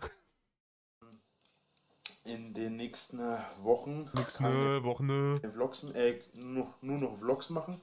Beides weniger Arbeit rein, ja. Keine Sorge, das 100 Abonnenten-Special, das wird kommen. Ich muss hier bloß ein bisschen aufpassen, dass ich mich hier nicht schneide. Ja, das 100 Abonnenten-Special, ich weiß nicht, ob das gekommen ist, aber ja, Rainer, nimmst halt einen normalen Kartoffelschäler, Digga. Also man muss Kartoffeln, klar, jeder hat irgendeine Oma oder sowas, die das mit so einem Kartoffelmesser gemacht hat. Wenn ich das machen würde, keine Ahnung, da wäre die Hälfte von der Kartoffel würde in die Tonne landen. Ne, nimmst den Kartoffelschäler her, easy going. Ne? Nicht so einfach mit einem Messer. Beziehungsweise es ist ein Kartoffelschäler, aber das Ding ist ziemlich ranzig. Wahrscheinlich werde ich dann im Laufe der Ding mich wieder ärgern und dann werde ich wieder aufs Messer umsteigen. Ja, genau. Weil du das mit dem Messer so gut kost. Ne? 2 linke Hände und 10 Daumen, Digga. Wir wissen, wie handwerklich begabt du bist. Bleib bei dem Schäler. Wenn du das Messer nimmst, dann landen Fingerkuppen in dem Scheißgulasch. Immer ein bisschen ärgerlich das Ganze. Ja, es ist alles mit Arbeit verbunden. Scheiße, er hat sich gedacht, er geht jetzt dahin, schnippel, schnappel, haut das da rein und haut ein Video hoch, das ihm, keine Ahnung, 3 Millionen Euro AdSense-Kohle herbringt. Ah, scheiße, jetzt muss man wieder Kartoffeln schälen. So viel Arbeit. Einer gibt einen Tipp, wenn du ein normales Gulasch machst, einfach, keine Ahnung, klassisch mit Rindfleisch, das kaufst du vorgeschnitten im Supermarkt. Da musst du bloß nur Zwiebel und eine Paprika schneiden. Und that's it. Du bist viel schneller fertig. Wäre vielleicht schlauer gewesen. So, im Endeffekt geht es dann darum, es werden momentan keine Genre-Videos mehr kommen. Es werden Genre, Alter. Durchatmen, Usa, Ohrlappball massieren, Genre. nur noch Vlogs kommen. Weil's einfacher ist, Rainer. Weil, ganz ehrlich, so ein Wikipedia-Eintrag über irgendein Metal-Genre oder irgendeine Band, die typisch ist für ein Metal-Genre, diesen Wikipedia-Eintrag, den muss man raussuchen. Dann muss man ihn vorlesen müssen. Alle lesen ist der allergrößte Hater. Und, nee. Das passiert eher nicht. Sondern mach mal lieber Vlogs. Jetzt sind die Kartoffeln so warm, ey. Na, willst du wohl? Ja, Rainer, das liegt daran, dass die gerade im kochenden Wasser waren. Ja, und jetzt haben die schon angefangen zu kochen, das ist uncool. Naja gut, das wird schon noch werden. Das ist bloß das Blöde, die sind jetzt nass, deswegen sind sie jetzt ein bisschen schleimig. Ja, heute Jammerdrache kocht. Ja? Das ist alles nass, das ist alles heiß. Die Zwiebel schneidet sich und schält sich nicht von alleine, die Kartoffeln auch nicht. Warum funktioniert das alles nicht so? Das kommt durch die Speisestärke. Kartoffeln sind natürliche Speisestärke. Kartoffeln sind natürlich. Nein. Kartoffeln haben sehr viele Stärke. Da haben wir natürliche Speisestärke. So. Ja. Auf jeden Fall, es werden keine Vlogs mehr kommen. Es geht mir tierisch auf die Nüsse momentan. Es kommen doch keine Vlogs mehr. Ich hätte gedacht, es kommen keine Genre-Videos mehr und nur noch Vlogs. Rainer, kriege mal dein Ding auf die Kette hier, Zeug. Dass manche Leute mir immer wieder das Gleiche schreiben. Es ist schön von euch, wenn ihr versucht mir zu helfen. Wenn allerdings ihr 5-mal das Gleiche schreibt, dann ist es irgendwann lästig. Rainer,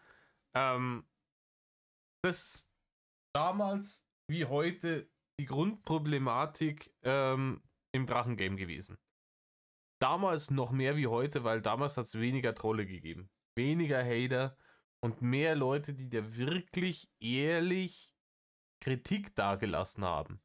Und natürlich haben mehrere Leute dieselbe Kritik dargelassen, weil sie offensichtlich ist. Ist ja bei mir jetzt gerade auch nicht anders. Ja, ich schaue mir das Ganze an und mir ist allen auf den ersten Blick diverse Dinge auf, wo du Scheiße baust, die anders gemacht können.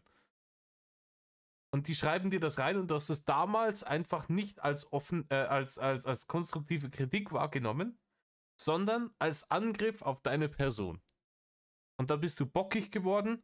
Ja, das geht mir jetzt auf den Sack. Die schreiben mir alle das Gleiche. Ja, die schreiben dir alle das Gleiche, weil du essentielle Fehler gemacht hast in deiner YouTube-Karriere. Wie jetzt hier auch. Und wenn die Leute sagen, das und das und das und das kannst du leicht verbessern, ne? Kauf da anständiges Stativ. Leuchte deinen Arbeitsplatz anständig aus. Bereite dich auf das Video vor. Mach dir einen Plan, was du überhaupt machen willst. Wenn du nicht gut da drin bist, so aus der Hüfte rauszukochen, dann klebt er da oder pinnt dir da mit einem Reißnagel ein Rezept an die Wand. Ja, mit den einzelnen Schritten. Dass du weißt, das mache ich, das mache ich, das mache ich, das mache ich. Bereite dich ein bisschen vor und bringe ein anständiges Produkt raus. Ja? Es ist bei den anderen Videos genau dieselbe Scheiße. Gib dir hier ein bisschen mehr Mühe, gib dir da ein bisschen mehr Mühe, dann läuft das. Da hättest du damals auf einem relativ minimalistischen Wege, hättest du damals wirklich halt so LOL-Kau-Dinger, ne? Da hätte er sich dann auch weniger ernst nehmen müssen. Ja, aber wenn man die Rolle als LOL-Kau und als Internet-Dorfdepp ein bisschen so praktisch angenommen hätte, mit ein bisschen Selbstironie und ein bisschen die Kritik annehmen und ein kleines bisschen mehr Production Value, hättest du damals wirklich einen ganz anderen Weg einschlagen können. Dann könntest du heute noch YouTuber sein, der halt nicht zu den Top 3 YouTuber in Deutschland gehört, aber der einen stetigen Cashflow darüber hat und davon wahrscheinlich, ne, in bescheidenen Verhältnissen leben könnte. Ne? Also sagen wir mal besser wie Leute, die Mindestlohn verdienen. Deutlich besser. Mit so, keine Ahnung, 2000 Euro netto oder sowas. Wäre drin. Wäre hundertprozentig drin. Aber nein, die Leute haben dir gesagt, Rainer, da und da hast Scheiße baut. Wenn du das so oder so änderst, dann wird das besser. Und du hast das, anstatt das als konstruktive Kritik anzunehmen, ist es damals schon, ist Hass und Mobbing gewesen. Und du bist der große Profi-YouTuber und du lässt davon überhaupt niemand irgendwas sagen. Und deswegen hast du jetzt einen Dreck im Schachtel. Ich meine, ich komme mir vor wie ein erwachsener Mann, der gerade ein paar Kinder gekriegt hat, die jetzt hinterherrennen und sagen, mach einmal, mach einmal, mach einmal, mach einmal. Ne? Ja, Rainer, genau andersrum ist es. Du bist ein unbeaufsichtigtes Kleinkind, das im Sandkasten ein bisschen Katzenscheiße gefunden hat und sich denkt, das schaut aus wie eine Praline und sich es gerade ins Maul stopfen will. Und 5 Erwachsene stehen außen rum und versuchen dich davon abzuhalten. Und du so, na, Schokolade und rein damit. So rum wäre der Schuh draus, Rainer. Genau so rum und nicht andersrum. Du bist in dieser Metapher nicht der Erwachsene. Und das ist genau das Problem. Deine Zuschauer waren immer bloß die Deppen für dich. Wie kleine Kinder, die dir irgendeine Scheiße verzapfen. Du bist der große Drache und du hast die Weisheit mit Löffeln gefressen. Und dass es genau andersrum ist, dass du einfach nicht so schlau bist, wie du denkst. Und die Tipps, die dir diese Leute geben wollten, dich vor dieser desaströsen Apokalypse, in die sich dein Leben verwandelt hat in den letzten 11 Jahren, hätte davor bewahren können, hast du damals schon nicht gecheckt. Ja, du warst der Meinung, du bist der Größte, du bist der Beste, du machst alles auf Anhieb richtig, alles ist perfekt, was mit dir zu tun hat. Und wenn irgendjemand was anderes sagt, ist er ein Kleinkind oder ist Hass und Mobbing etc. Jetzt sind wir schon 1 Stunde 20 Minuten sind wir schon am Stissel. Na gut, weiter im Text. Also im Sinne von machen wir zwar nicht jetzt, aber warum sind die denn alle so? Habe ich gerade gut erwischt, dass ich einkaufen war. Ich habe mir auch überlegt, ob ich beim Einkaufen einen kleinen Vlog-Eintrag mache. Ja, geil, Gratis-Content. Na, Rainer, ich habe die Kartoffeln gesehen, die waren einwandfrei, denen hat überhaupt nichts gefehlt. Jetzt halt nicht kochen dürfen vorher. Aber das habe ich dann doch gelassen. Wäre auch mal lustig. Ja. Ja, wer hätte es nicht gewollt? Ein Video, wie er durch den Zwingel wongelt und einkauft. Die sind total kaputt, ey. Ich erinnere an die Videos, die er gemacht hat nach dem Einkaufen. Ne, wo er seinen Tiefkühlschrank da eingerichtet hat, was auch der vollkommene Wahnwitz ist. Also ist ganz ehrlich, der hat diesen mannshohen Tiefkühlschrank gehabt, den, sagen wir mal, kleinere Restaurants brauchen, ne? Für ihre Zutaten. So ein kleines Bistro oder sowas. Kein einzelner Mensch braucht so einen riesengroßen Tiefkühlschrank. Meine Frau und ich haben ein kleines Tiefkühlfach in unserem Kühlschrank oben drin. Ne? Ich würde mich freuen, wenn es ein bisschen größer wäre. Vielleicht kommt es irgendwann nochmal. Oder man schafft sich so eine kleine Tiefkühltruhe an. Aber so einen riesengroßen Tiefkühlschrank, wie der gehabt hat, kein Mensch braucht das für sich alleine. Ein vollkommener Wahnwitz. Das hat dann natürlich unten den Prepaid-Stromzähler nochmal tickern lassen. Und Rainer hat sich immer gewundert, verdammte Axt, wo geht die Bachene immer hin? Jetzt habe ich schon wieder neu einzahlen müssen, sonst geht mal wieder der Strom aus. Und hat sich auch gewundert, wo die scheiß 15.000 Euro Stromkosten herkämen sind, von die 5 Jahre, die er keinen Strom gezahlt hat. Und der kann mir erzählen, was er will. Der hat ganz genau gewusst, dass er Strom zahlen muss. Und er hat sich halt einfach gedacht, keine Ahnung, solange hier die Briefe noch an Rudolf Winkler adressiert sind, brauche ich mich darum nicht kümmern. Ja, Rudolf Winkler bin ich nicht, Brief ab in die Tonne. Weil er genau gewusst hat, scheiße, wenn ich darauf antworte, dann muss ich Strom zahlen und ich bin im Stromsparen nicht so der Allerbeste. Ja, mit meinen ganzen Softboxen, dem ganzen Klump, der Rechner läuft den ganzen Tag, alles ist immer an, riesengroßen Tiefkühlschrank und alles drum und dran. Das wird teuer. Und da hat er wirklich gemeint, dass er dann sagen kann, ja, Moment mal, keine Ahnung, ihr habt das, euer Vertragspartner ist Rudolf Winkler, der bin ich nicht, dann bleibt ihr auf die Kosten sitzen. Habe ich 5 Jahre jetzt gratis Strom gehabt. Und der Stromanbieter hat gesagt, nein. Sind Hater, ist Hass und Mobbing, auf jeden Fall. Ja. Da muss ich mehr als die Hälfte wegschneiden von den Dingern, dass die hier irgendwie mal anständig ausschauen. Ja, Rainer, das trifft nicht nur auf die Kartoffeln zu. Mehr als die Hälfte weg, damit es anständig ausschaut. Na? Und hoffentlich sehen die nicht alle so aus, ey, das wäre ja katastrophal. Ey, das war eine riesen Kartoffel, jetzt ist die nur noch halb so groß. Na gut. Wenn ich mich angegriffen ausschaue, dann liegt es an den Zwiebeln von vorhin. Die habe ich jetzt zuerst geschnitten. Was im Endeffekt auch dämlich war, weil ich hätte zuerst die Kartoffeln machen müssen. Ja. Jedenfalls, lange Rede, kurzer Sinn. Wie in meinem Fall öfter der Sinn. Wenig bis gar keinen Sinn. Ja. Was mich auf jeden Fall stört, ich finde es erst einmal, ich finde es geil. Ne? Wir werden immer mehr Leute zurzeit, es kommt immer mehr Zuschauer. Ein paar von den Zuschauern, also ein paar von euch, ich weiß nicht, wer jetzt alles im Speziellen, ich werde auch keine Namen sagen, wie üblich, ihr kennt mich ja. Ich bin grundsätzlich... Ja, kennt man. Rainer würde ja nie irgendwelche Leute leaken. Oh, ja. Gegen solche Ausbrüche oder sonst was oder so, der war es so ungefähr, da bin ich total, das geht mir sonst wo vorbei. Ich lese Kommentare auch meistens so, und Ja, das ist auch ein Fehler. Ne? Ganz ehrlich, Kommentare lesen ist anstrengend. Ne? Es ist anstrengend, ich habe auch nicht immer Bock drauf. Wenn ich Bock drauf habe, macht es mir wirklich Spaß. Aber ich brauche da die Zeit und die Muße dazu. Und ich brauche da den Kopf frei.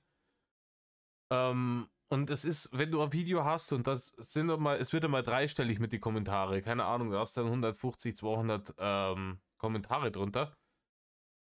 Ist das anstrengend, da durchzugehen. Ne? Aber es ist halt auch schön. Klar, es gibt solche und solche Kommentarschreiber. Aber es ist halt schon auch schön, wenn dann manche Leute von euch sind super kreativ, was ihre Kommentare angeht. Und das zaubert man dann so ein kleines Lächeln aufs Gesicht. Dann denkt man so, hey, wie gesagt, das beste Kommentar, was ich jemals gehabt habe, ich kann euch nicht mal sagen, wer es gemacht hat, aber wenn du das hier siehst, du wirst es wissen. Das war letztes Jahr, das muss ziemlich genauer Jahr her sein, wo es ihn so gemault hat mit dem Roller in Nürnberg, wo einer drunter kommentiert hat, er ballert die Kurven einfach zu krass. Das war, aber es sind sehr, sehr viele tolle Kommentare bei euch dabei. Und ja, das ist Arbeit. Das gehört zur Arbeit eines YouTubers dazu, wenn du professioneller YouTuber sein willst. Gehört Kommentare lesen, Kommentare herzen, Kommentare beantworten. Definitiv mit dazu und dafür musst du dir ein gewisses Zeitkontingent am Tag einplanen. Ne? Ich schaue jetzt bei älteren Videos auch nicht immer auf die Kommentare. So, ich lade mal Video hoch, dann lasse ich es 1, 2 Tage stehen, dass sich die Kommentare angesammelt haben, dass jetzt der Großteil der Kommentare schon da ist. Dann gehe ich die Kommentare durch. Dann gibt es entweder Herzerl oder kein Herzerl oder es gibt eine Antwort oder keine Antwort. Ne? Ihr kennt es. Muss ich jetzt bei den letzten paar Videos auch noch machen. Das habe ich ein bisschen schleifen lassen. Und dann war es das. Also ich schaue dann nimmer, keine Ahnung, ich habe vor 2 Wochen ein Video hochgeladen, vielleicht gibt es ein paar neue Kommentare, weil da wirst du sonst immer fertig. Aber ja, es gehört halt mit dazu. Ja. Ist klar, dass deutlich noch unangenehmer ist. Ich habe ja größtenteils positive Kommentare. Danke dafür. Blabli. Und ihr. Aber bei ihm waren halt größtenteils, es war halt Kritik damals. Klar hat es da schon Trolle gegeben, klar haben da auch Leute ihn schon beleidigt, aber es war halt einfach Kritik und mit Kritik kommt Rainer nicht klar. Weil Kritik ist immer Hass und Mobbing, scheißegal wie konstruktiv sie ist und ganz egal wie gerechtfertigt sie auch ist. Und sagen wir mal ehrlich, die allermeiste Kritik bei ihm war gerechtfertigt as fuck. Negative, ne? Versteht sich. Bei freundlicher, da denke ich mir natürlich immer cool. Ich versuche auch immer fast auf jeden Kommentar zu antworten. Aber er hat damals, er hat gesagt, 100 Abonnenten nur Special. Also er hat knapp über 100 Abonnenten gehabt damals. Da sollte das schon möglich sein, die Kommentare alle zu beantworten, Rainer. Ja, es wird dann anstrengend, sagen wir mal so bei 3.000, 4.000. Ich möchte nicht wissen, wie es ist bei jemandem wie Ofi, der irgendwie, keine Ahnung, 130.000 Abonnenten hat. Dass der nicht mehr alle Kommentare selber beantworten kann, ist, glaube ich, auch klar. es ist halt nicht immer möglich. Besonders jetzt, da aber immer mehr Leute werden, wird das alles ein bisschen schwierig langsam. Auf jeden einzelnen Vlog-Eintrag auf jeden einzelnen Eintrag zu reagieren. Im Forum geht es momentan genauso ab. Da ist es momentan, das ist ja momentan Abos. Kriminell. Auf Drachen Games und auch auf Drachenlords ist es mir jetzt mittlerweile schon aufgefallen, dass ich aus irgendeinem Grund ich habe aus irgendeinem Grund Klicks wie die Hölle. Mir hängt da das Haar im Gesicht. Keiner kann das sagen, warum du Klicks wie die Hölle hattest damals. Weil du ein neues Phänomen noch warst damals. Und da sind Leute drüber gestolpert. Und die haben dann halt das anderen Leuten gezeigt mit den Worten, schaut euch diesen Deppen an. Es war die Kuriosität des Bescheuerten, die dir diese Klicks eingebracht hat. Wichtig mit dem kleinen Finger. Ganz ehrlich, wenn du so viele Klicks hast, aber die Abos nicht dementsprechend steigen, dann spricht das Bände über die Qualität deines Contents. Ne? Dann sehen die Leute so, oh mein Gott, ist das dämlich. Und dann klicken sie weiter, aber die lassen im Leben kein Abo nicht da. Mit der anderen Hand halte ich ja das Zeug. Ich würde sagen, wir machen jetzt hier noch wir sind jetzt bei 26,52. 3 Minuten machen wir noch. Bis zur geraden halben Stunde. Weil unser Video ist jetzt auch schon 1,5 Stunden lang. Und dann gibt es den nächsten Teil halt nächste Woche. So. Gut, wie lange, wie auch immer. Auf jeden Fall möchte ich da im Lauf des Ganzen weitermachen und es wird auch irgendwann wieder die Genre-Videos geben. Mann, Im Moment ist gerade wirklich wieder so, er weiß nicht, was er sagen soll. Er ist überfordert damit, gleichzeitig zu sprechen und Kartoffeln zu schneiden, ist eine fürchterlich komplizierte Aufgabe. Und deswegen brabbelt der einfach irgendwas vor sich hin, einfach bloß damit die Luft scheppert. Ja, Hauptsache die Luft scheppert. Ja, wenn du nichts Intelligentes zu sagen hast, dann konzentrier dich aufs Kartoffeln schneiden, dann geht das auch schneller. Und wenn du damit fertig bist, kannst du wieder schwafeln. Ja, und dann bringst du es halt nicht ins Video. Den Scheiß. die sind heute echt blöd zu schälen. Das Messer ist überhaupt nicht scharf. Wie dem auch sei. Ich möchte auf jeden Fall, dass wir das Ganze in Zukunft mal ein bisschen anders angehen. Ich werde mich jetzt im Forum, das wird auch ich glaube, ich weiß noch nicht genau, wie ich es mache, aber es wird wahrscheinlich auch heute. Ja, müssen wir mal schauen, wie wir das machen, wie wir das am klügsten anstellen, ne? Wie man das umsetzen kann. Heute oder morgen angekündigt werden. Ich muss heute noch für Drachenlords was aufnehmen. Ich habe nämlich keine Minecraft-Parts mehr. Was jetzt nervig ist, weil es jetzt schon wieder 5 Uhr ist und ich dann wieder die ganze Nacht durcharbeiten darf wahrscheinlich. Ja, schwierig. Du musst die ganze Nacht Minecraft spielen, damit du es auf Drachenlords hochladen kannst. Ist ein fürchterliches Schicksal, Leute. Bitte eine Runde Mitleid in die Kommentare für unseren armen Lord, der die ganze Nacht Minecraft spielt und dabei OBS laufen muss im Hintergrund. Wow. Aber es ist halt immer so. Und ja,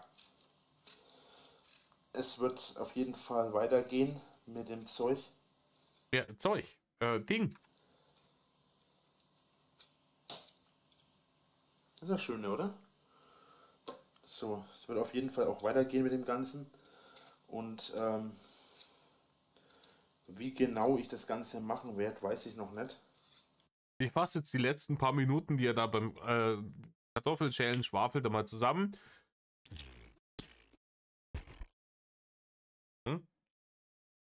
Gibt wieder 50 Cent in die Pisspasskasse, ich weiß. Aber Grüße gehen raus an lieben Troll.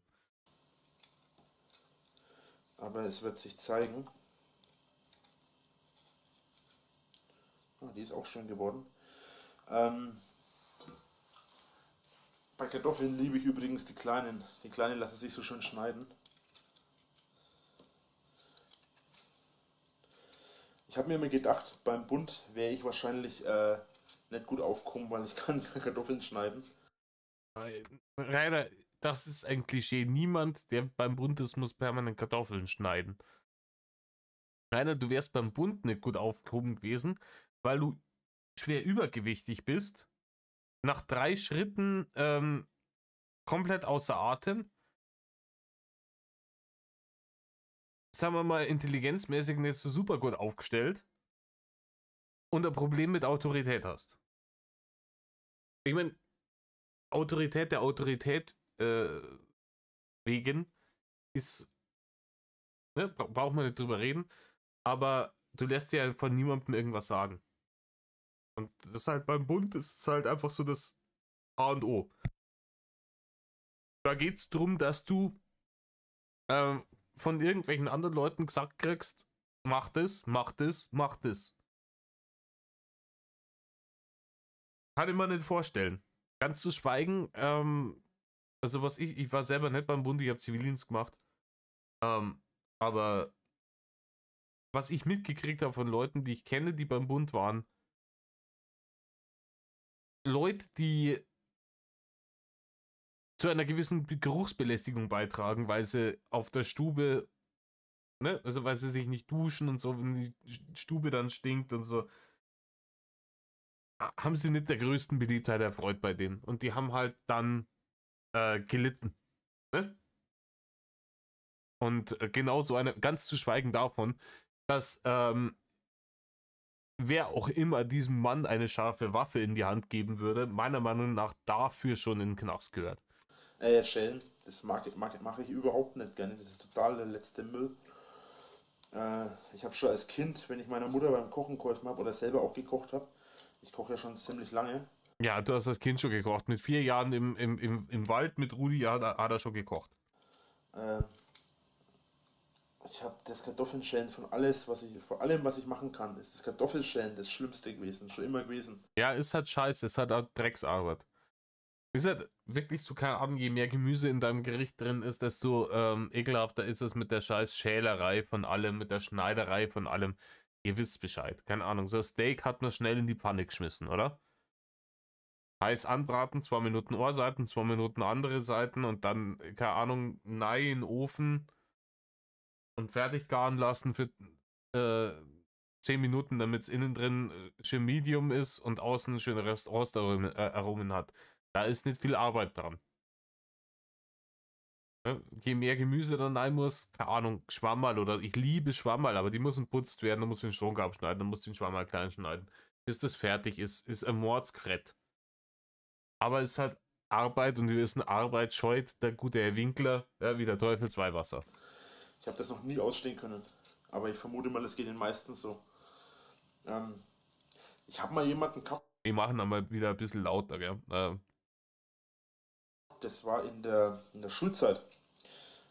Ich war in der Schulzeit nicht wirklich beliebt, aber da gab es ein paar Leute, mit denen ich halt ausgekommen bin, wenn es in bestimmten Bestimmt, ne? Rainer war in der Schulzeit nicht wirklich beliebt, also wow. Wirklich krass. Ne? Also, wenn ich es nicht schon vorher gewusst hätte, ich wäre jetzt fürchterlich überrascht. Schulstunden war. Ne? Da gab es einen Typen, der hat abgesehen von mir, und das war total seltsam, weil ich bin in der Schule fast so am Macho gewesen oder so, ne? Ich habe auch nicht irgendwie so auf die Hose oder was gemacht. Habe ich auch gar nicht nötig gehabt. Habe ich auch bis heute nicht nötig, meiner Meinung nach. Ähm, und wie auch immer, jedenfalls sagt mir da, komm ich da in einen Kurs. Also da haben wir so Stundenkurse gehabt, die da ab und zu mal waren. Die waren dann einmal die Woche und da durfte man sich aussuchen, wo man hin will, ja. Und alle von denen, die mich immer geärgert haben, diese Macho-Typen, ja, die waren grundsätzlich. Leute, stellt euch die Macho-Typen auf der Dulli-Schule in Bad Windsheim vor. Oder? Die Macho-Typen. Ich schau mal, ob ich einen finde. So. Ich hab's. Ich hab's. Ich glaube, das Bild sind die Macho-Typen, von denen er da gerade spricht. Die waren der heiße Scheiß damals auf der Dulli-Schule in Bad Windsheim. Grundsätzlich sind die immer in Werken gewesen. Ja? Und ich habe damals nicht werken gewollt. Ich habe damals extra darum Ach, Werken. In Werken. Hm? gebeten, ob ich in den Kochkurs darf. Im Kochkurs waren nur Mädchen. Ja? Ja, wissen wir, warum du dahin wolltest, Rainer. Ich bin nicht wegen den Mädchen rein, sondern wie ich am Ja, genau, Rainer. Ding, Backen halten. Kochen. Und das Ende vom Lied war, dass dann noch jemand da drinnen war. Mhm. Wow. Das ist oder das ist richtig gut, das ist ein richtig gutes Ende auch. Da ist irgendein anderer Dulli, ja, wahrscheinlich einer aus dem Super Squad, ist dann auch noch rein, weil er sich gedacht hat, hahaha, die ganzen Sackträger, die sind alle in Werken und wenn ich in Kochen gehe, dann kann ich mich an die Mädels ranmachen. Das hat sich der Rainer gedacht, das ist der Masterplan und dann ist jemand anders auch noch auf die Idee gekommen und dann war Konkurrenz da. Das fällt am Rainer überhaupt nicht. Ne? Und der dann auch da drinnen halt war. Und das war jetzt zwar auch kein Macho oder so, aber das war jetzt jemand, den ich damals nicht zugetraut hätte, dass er sich öffentlich dazu äußert, dass er kochen geht. Ne? Warum denn auch nicht, Rainer? Was ist denn so verwerflich dran zu sagen, ich habe Bock auf Kochen? Ich koche sehr gerne. Wenn ich einen stressigen Arbeitstag gehabt habe und ich habe mir, keine Ahnung, einen Tag vorher schon einen Plan gemacht, was ich an dem Abend kochen will. Ich komme heim, ich bereite mal Kochklump vor, stehe da, höre mir Mucke an oder schau mir irgendein YouTube-Video an, zwirbel mal 1, 2, 3 halbe ins Gesicht und koche da vor mich hin. Das entspannt mich, da kriege ich den Kopf frei. Das macht Spaß. Ja? Und warum soll das unmännlich sein zu kochen? Alle anderen Jungs waren werken und ich war kochen und er war auch kochen und das war irgendwie ganz interessant, weil da haben wir uns dann auch öfter mal unterhalten und so weiter. Und ja, aber das hat sich dann auch nur auf diesen, das hat sich dann aber auch nur auf diesen Kochkurs Beschränkt, Rainer. beschränkt. Ja. Beschränkt ist ein Adjektiv, das kommt mir, also das ist mir jetzt in der letzten halben Stunde häufiger durch den Kopf geschossen, sagen wir es mal so. Ganze. Das ist dann nur auf diesen Kochkurs geblieben und hat sich dann darüber hinaus auch nicht ausgebreitet oder so. Also ich habe mit dem auch bis heute, ich habe auch heute keinen Kontakt mehr mit dem. Ich habe mit ganz wenigen aus meiner Schulzeit Kontakt. Wir hatten ja jetzt vor kurzem Klassentreffen, das ist auch irgendwie nicht so gewesen, wie wir uns das vorgestellt haben. Okay. Wir sind jetzt beim Klassentreffen. Die Kochgeschichte wollte ich noch fertig erzählen lassen. Wir sind jetzt bei 31 Minuten 18 Sekunden. Ja, das schreiben wir mal kurz auf. Dann machen wir das nächste Mal weiter. Wir sind jetzt schon bei. Also, mein Video dauert jetzt schon länger als sein Video komplett. Ne? Dementsprechend machen wir jetzt hier kurze Pause. Vielleicht auch eine längere Pause. Ich bin nächste Woche im Urlaub. Aber ich schaue, dass ich es hinkriege, dass ich für nächstes Wochenende euch nochmal ein Video fertig mache. Vielleicht nehme ich das morgen Abend auf oder ich nehme es dann nächste Woche irgendwie am Samstag auf oder genau. Ihr Content etc. Offensive. In diesem Sinne, ich hoffe, ich konnte euch unterhalten. Ich hoffe, ihr freut euch alle drauf, nächste Woche dieses Meisterwerk der YouTube-Geschichte weiter zu behandeln. Und dann bleibt mir nur noch zu sagen, tut nicht, was Rainer tut. Und Medal off.